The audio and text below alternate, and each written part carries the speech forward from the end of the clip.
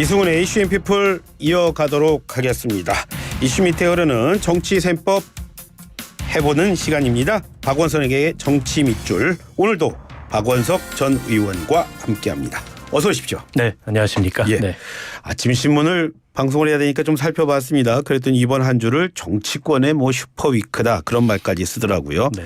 그만큼 여러 일이 있을 거다 그런 예고로 들렸습니다.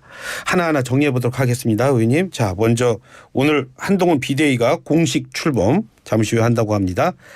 언론에서는요, 기대 반 우려 반 이런 말 했습니다.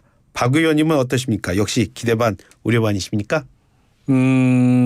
한동훈 장관은 아직 이제 비대위원장을 임기를 시작을 안 했는데 예. 정말 극과 극의 그런 평가를 이미 받고 있는 게 아닌가 싶습니다. 여당에서는 상당한 기대감을 가지고 이제 한동훈 비대위원장의 정치를 기다리고 있는 그런 상황이라고 볼 수 있을 것 같고요. 예. 그에 반해서 야당은 상당한 비판과 경계의 목소리를 내고 있는 게 아닌가 싶은데요. 저는 개인적으로 굉장히 궁금합니다. 예. 그 법무부 장관으로서는 한동훈 장관이 굉장히 성공적인 어떤 장관직 수행을 했다고 봅니다. 물론 그 과정에서 국회에서 야당과의 잦은 설전, 잦은 충돌, 그로 인해서 여러 가지 그 이슈의 중심에 서고 예. 또 구설에도 올랐지만 어찌됐건 그만큼 그 장관이 국민들로부터 관심의 대상이 되고 예. 또 정치적인 어떤 스포트라이트를 받았던 적이 지금까지 없잖아요. 예. 정치인 출신 장관들보다도 훨씬 더 많은 주목을 받았거든요. 그러네요. 그런 면에서 한동훈 장관이 아예 정치를 하지 않고 장관으로 공직을 마치는 것이라면 모르되 이미 어느 정도 이제 정치 입문이 예정돼 있는 상황에서는 상당히 성공적인 장관직을 수행했다고 보거든요. 예. 근데 이제 장관직과 정당의 비대위원장, 그것도 여당의 집권 여당의 비대위원장 당대표죠. 예. 그 직은 굉장히 다른 일이라고 저는 생각을 합니다. 그러니까 다른 능력을 요구하고 또 다른 태도를 요구하고 다른 성과를 요구하는 거라고 보거든요. 예. 그런 면에서 한동훈 그 비대위원장이 과연 집권 여당의 비대위원장으로서 그것도 대통령과 매우 가까운 매우 인연이 깊은 그런 뭐 정권의 2인자라는 얘기도 하고 황태자라는 얘기도 하는데 예. 그런 비대위원장으로서 어떤 면모를 보일지 저는 뭐 기대도 비판도 하지 않고 예. 매우 흥미롭게 흥미롭고 궁금하다. 매우 궁금한 그 생각을 가지고 지켜보고 있습니다.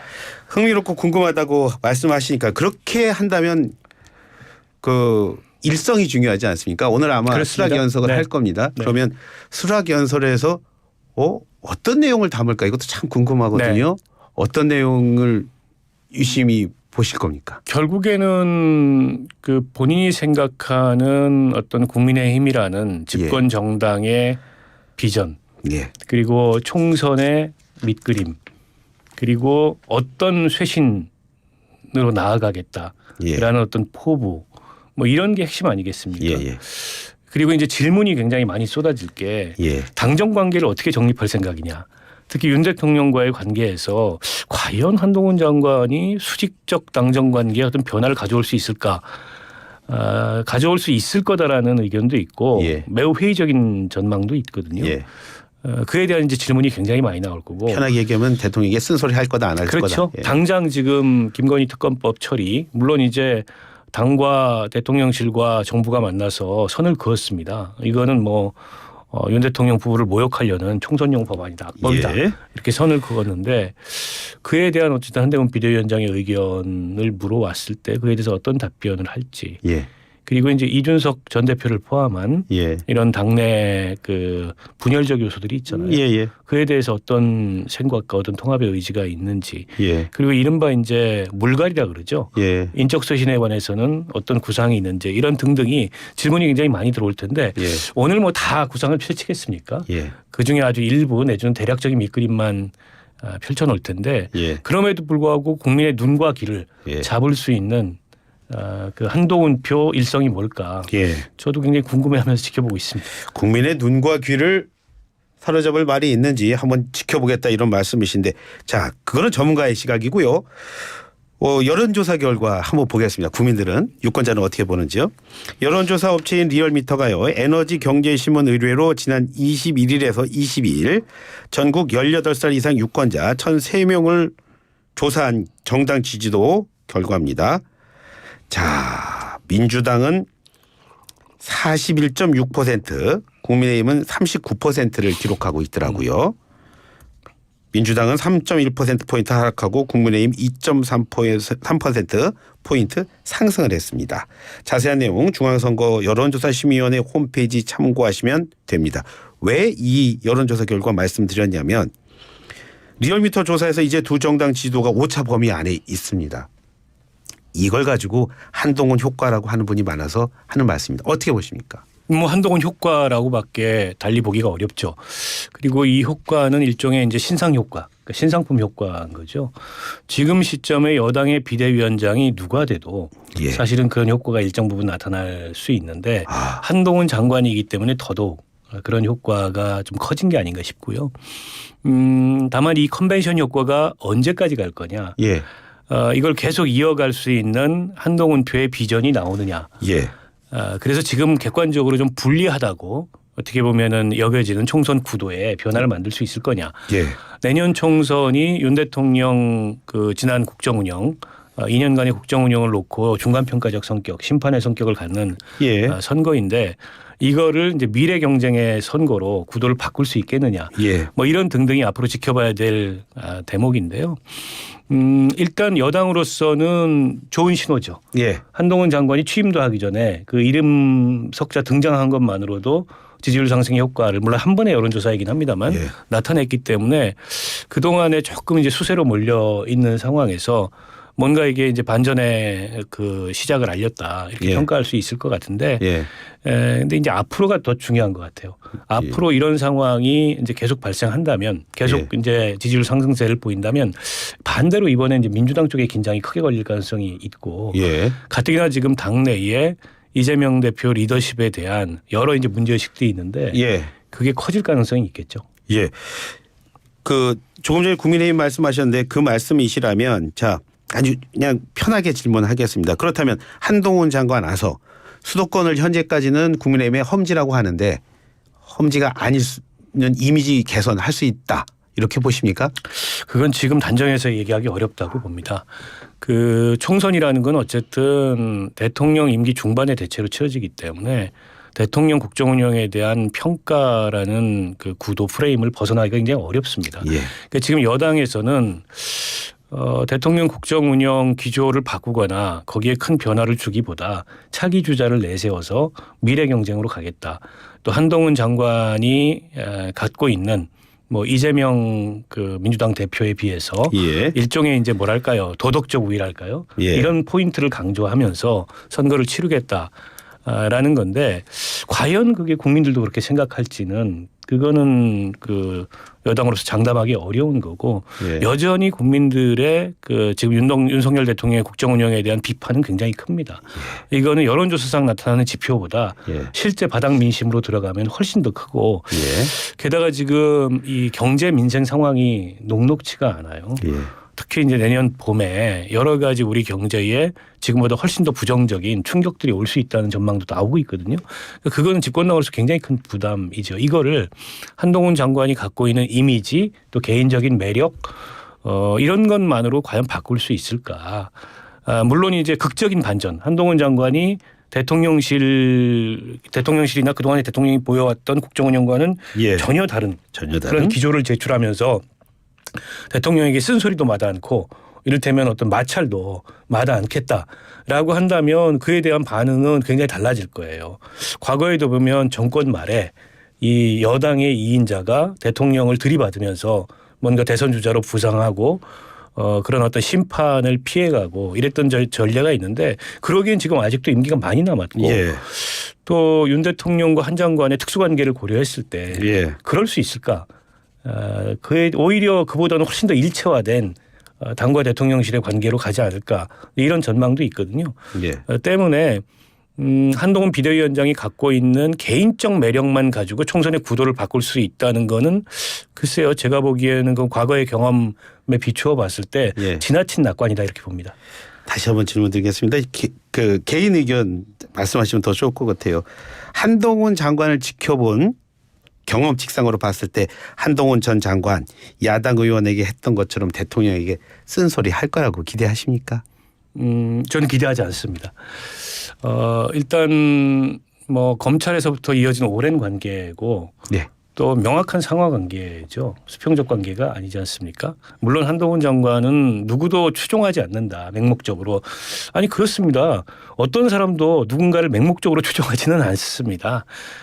그러나 저는 이 윤 대통령과 한동훈 비대위원장 사이에 오래된 상하 관계보다 더 중요한 건 예. 이분들이 거의 하나의 세계관을 공유하는 이제 그런 분들이라는 거예요. 예. 그러니까 이 검사, 그것도 특수부 검사 그리고 사단으로 묶여 있는 이른바 사단으로 불리잖아요. 예. 그 윤석열 사단의 뭐 가장 그 최측근으로 한동훈 그 비대위원장이 분류되는데 예. 그분들의 어떤 인식, 사고, 논리 이건 거의 저는 차이가 없다고 보거든요. 예. 그런 면에서 스타일의 차이가 있고 예. 윤석열 대통령보다 훨씬 젊고 한동훈 장관이 예. 소위 말해서 좀 세련됐고 예. 한 차이는 있지만 과연 근본적인 이 사고 방식 내지는 뭐 이 사고 구조 이런 게 다를까? 예.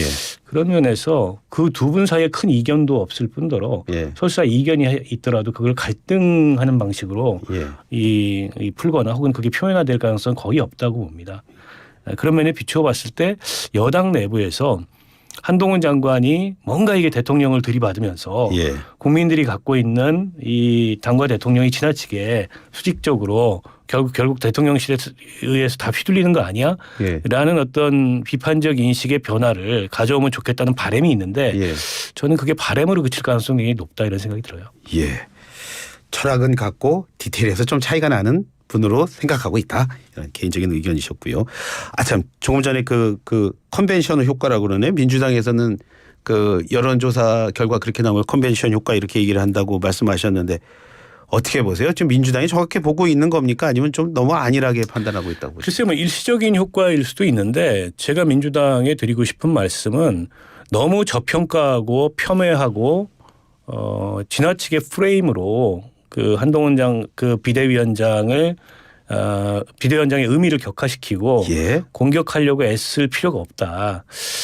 이게 굳이 상대를 그 얕잡아 보거나 예. 저평가해서 정치에서 좋은 결과를 얻지 못하거든요. 네. 그냥 객관적으로 인정할 건 인정하고 민주당에서 그렇게 프레임을 만들어서 의미를 격화시키지 않더라도 예. 한동훈 장관이 잘못하면 국민들은 있는 그대로 평가할 거고 예. 또 잘하면 있는 그대로 그게 여론에 반영이 될 거거든요. 예. 그러니까 민주당은 민주당의 일을 하면 됩니다. 예. 오히려 민주당이 걱정해야 될 건 젊은 한 장관이 들어와서 당내의 인적 쇄신이나 예. 이런 바람을 일으킬 때 상대적으로 고인물처럼 정체돼 있는 그런 민주당의 현재 분위기가 비교될 가능성이 높거든요. 예. 게다가 당대표가 일주일에 3번씩 재판을 받으러 나가는 예. 모습이 계속 언론에 비춰지고 예. 또 보수 언론들 같은 경우에는 그런 극적인 대비를 예. 아주 강조하려고 할 겁니다. 예. 그런 데 대해서 민주당은 어떤 준비가 돼 있는지 그걸 오히려 걱정해야 되지 않을까 싶어요. 지금 말씀하신 대로 당의 인적 쇄신, 당내 인적 쇄신 혹은 젊은 분위기 이런 거 강조한다면 당장 내일 이준석 전 대표 이제 탈당 예고한 상황인데 두 분 만나서 깜짝 쇼하진 않을까요? 저는 그럴 가능성은 제로인 것 같고요. 이 전 대표도 굳이 그럴 생각이 없는 걸로 알고 있고 뭐 한동훈 비대위원장도 취임하자마자 첫 행보가 이준석 붙잡기다라고 하면 오히려 당내 보수층의 반발이 훨씬 셀 거예요. 지금 당내 그 핵심 지지층에서는 이준석 나가라거든요.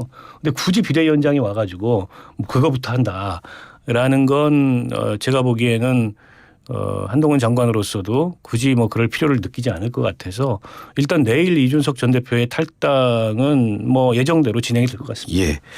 자, 그렇게 본다면 한동훈 비대위 뜨면서 상대적으로 이준석 신당 동력 많이 떨어졌다 이런 기사들을 언론에서 많이 봤습니다. 자, 그렇다면 이제 한동훈 비대위 오늘부터 공식 출범할 텐데 이준석 신당에 미칠 이미지가 그 영향이 있겠죠? 글쎄요. 저는 그렇게 그게 본질적이거나 큰 영향을 미치지 않는다고 생각하고요. 그렇습니까? 한동훈 장관을 지지하는 한동훈 비대위원장을 지지하는 지지층과 이준석 전 대표를 지지하는 지지층이 다릅니다.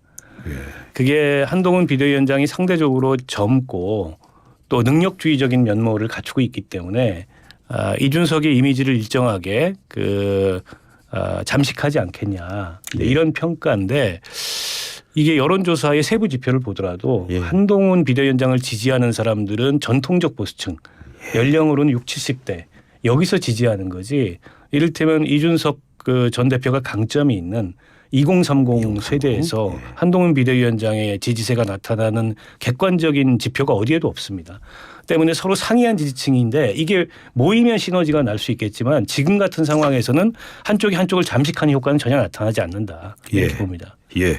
자, 이 전 대표의 관계는 그렇다 치고요. 지금 당장 모레 김건희 여사 주가 조작 의혹 이거 또 50억 대장동 클럽 상특검이라고 하지 않습니까? 이거 본회의에 상정하지 않습니까? 대통령이 관심 갖고 지켜보지 않을까요? 이거 어떻게 처리하고 일 잘 헤쳐나가는지? 이미 공언을 했지 않습니까? 당과 대통령실 정부까지 어떤 경우에도 수용하지 않는다. 거부권 행사를 시사했고 지난번에 비대위원장 결정 직후에 한 장관이 국회에 와서 어쨌든 이 법을 두고서 총선형 악법이다. 그리고 이러이러한 독소 조항들이 있다. 이렇게 얘기를 했는데 그에 대해서 당 안팎의 해석이 그런 독소 조항을 빼고 이 법의 시행 시기를 늦춘다면 협상의 여지가 있는 거 아니냐 이런 해석이 나왔어요. 근데 그런 해석에 대해서 대통령이 경로했다. 이런 보도가 또 나왔습니다. 그리고 어제 휴일임에도 불구하고 당정대 회의를 열어가지고 단단하게 단도리를 쳤어요. 그러니까 한동훈 비대위원장이 이 이슈에 대해서 여지가 없습니다. 그냥 대통령실의 입장은 정해진 거고 대통령의 가이드라인도 정해진 거고 그대로 따를 겁니다. 그리고 그게 비단 대통령의 그런 의지 때문만이 아니고 저는 한동훈 비대위원장의 생각도 대통령과 전혀 다르지 않다고 생각해요. 현직 법무부 장관 신분에 국회에 와서 이걸 악법이라 그랬어요. 국회의원 3분의 2가 동의해서 패스트트랙에 올라간 법안을 국무위원이 악법이라고 규정한다는 것 자체가 제가 보기에는 좀 적절치 않은 그런 규정임에도 불구하고 그렇게 선을 분명하게 그은 것은 어떤 경우에도 이 법을 수용하지 않고 대통령의 입장을 따르겠다라는 의지를 표한 거였는데 당내에 그런 이를테면 수도권의 원외위원장들이나 이런 분들이 국민 3분의 2가 이 법의 지금 필요성을 동의하고 있는데 그런 민심과 맞서게 되면 우리가 내년 총선을 치를 수 있겠냐. 조금 이제 이 법안에 대해서 거부권을 행사하더라도 조건부로 행사하든가 이런 변화가 있어야 된다라는 그런 기대 본인들의 희망사항을 한동훈 비대위원장의 말에 투영해 가지고 그런 해석을 만들어낸 거였는데 전혀 아니라는 게 확인된 거죠. 국민들 특히 유권자들은요 정치를 바라볼 때 뭐 협상을 해갖고 좀 유연하게 흘러 지나가고 이런 거에 대해서 좋은 점수를 주지 않습니까? 그런 거를 봤을 때 저는 의원님이랑 좀 반대적으로 좀 봤는데 뭐냐면 이렇게 대통령실에서 강하게 나가면 오히려 한동훈 비대위 새로 출범을 해가지고 좀 이렇게 유도리 있게 이렇게 뭔가 일을 진행하는 데 있어서 운신의 폭을 좀 줄이는 게 아니야 이렇게도 사실은 봤거든요. 근데 그렇게 보시지는 않느네요. 아니 저는 이 사안에 있어서 대통령의 생각과 한동훈 비대위원장의 생각이 전혀 다르지 않다고 생각합니다. 그러니까 일치된 견해를 갖고 있고요. 8개월 전에 이미 이 법이 패스트트랙을 통과할 때부터 같은 생각을 갖고 있었고 사실은 김건희 이 여사의 도이치모터스 주가 조작 의혹을 특검으로 가져갈 수밖에 없는 이유는 검찰이 아무것도 안 하기 때문입니다. 그러니까 지난 정부의 검찰에서 탈탈 털었다고 합니다만 그건 사실이 아니고 압수수색 한번 소환 한번 하지 못했고 당시 어쨌든 현직 총장의 부인이 관련된 이슈이기 때문에 수사팀 자체가 움직이진 않았어요. 제가 더 이해가 안 되는 건 정부가 지금 출범한 지 1년 반이 지났는데 그렇게 김건희 여사가 무고하고 혐의가 없으면 왜 사건을 종결 안 합니까? 피고발인 김건희에 대한 무혐의 처분을 내리면 될 거 아닙니까? 근데 재판이나 공범들의 재판 관련 기록에서 김건희 여사의 주가 조직 가담 정황이 계속 나옴에도 불구하고 지금 검찰은 어떤 처분도 안 내려요. 그 어떤 처분도 내리지 않는 거는 자칫 이 처분을 잘못 내렸다가 이게 나중에 직권남용이 되거나 본인이 책임져야 될 그런 상황을 우려하기 때문에 사실상 손을 놓고 있는 거고 본의 아니게 김건희 여사는 헌법상의 불소추 특권을 누리고 있습니다. 예. 우리가 김건희 여사를 선출한 것도 아닌데 예. 이게 특검으로 가게 된 직접적인 이유예요. 검찰의 직무유기가 특검을 부른 겁니다. 그런데 그에 대해서는 한마디도 안 하면서 예. 이 특검을 두고 악법이라고 얘기하는 것 자체가 한동훈 비대위원장이 윤 대통령과 뭔가 다른 면모를 보일 거라는 기대를 우리가 할 수 없게 만드는 거죠. 예. 요즘 국민의힘 보면요. 야당과의 그 관계 설정을 검사 대 피고인 혹은 젊은 엘리트 대 뭐 낡은 운동권 대결 이렇게 잡아가는 모양새인데 자, 이건 총선 앞두고 방향 제대로 잡은 거라고 보십니까? 국민의힘 쪽에서 그런 프레임을 충분히 저는 그릴 수 있다고 보고요. 예. 그러나 한편으로는 국민의힘이 염두에 둬야 될 건 예. 검사 대 검사 프레임도 있습니다. 예. 대통령도 검사, 여당의 당대표도 검사. 예. 오히려 국민들 눈에는 그게 더 띌 수도 있다. 예. 라는 거고요. 이른바 이제 789 엘리트 대 586 운동권 요즘 그 이 말이야. 구도에 대해서는 민주당이 굉장히 신경을 써야 돼요. 실제로 민주당의 이 고인물 이미지가 있거든요. 예. 586 그 기득권 중에 불출마 선언을 한 사람이 지금까지 한 명도 없어요. 예. 예. 알겠습니다. 박 의원님의 말씀 민주당에서도 또 새겨 들을까요? 관심 갖고 지켜보도록 하겠습니다. 오늘 말씀 여기까지 듣도록 하겠습니다. 말씀 잘 들었습니다. 네, 고맙습니다. 예, 지금까지 박원석 전 의원과 함께했습니다.